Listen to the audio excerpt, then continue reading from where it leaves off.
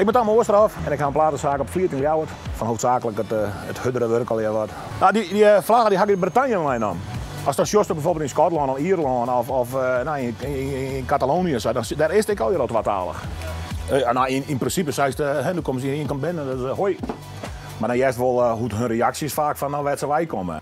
Dan pas je natuurlijk wel wat aan, want ik heb een Amerikaan vriend bij de praat met een shirt mee om van waar gaat die helemaal mannen doen. Dus dan begin je gewoon in het Engels of in het Duits of ja. En dan kan je eraan krijgen in het Russisch. Ja, ik heb stage gelopen bij Hulpbond Friesland, dat is hier in de buurt.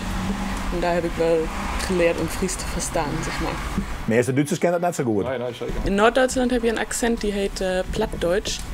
En dat lijkt wel een beetje op Fries. Mijn moeder spreekt die taal wel. En altijd als ze hier op bezoek is, dan spreekt ze gewoon Plattdeutsch met iedereen. En ja, dat lukt wel.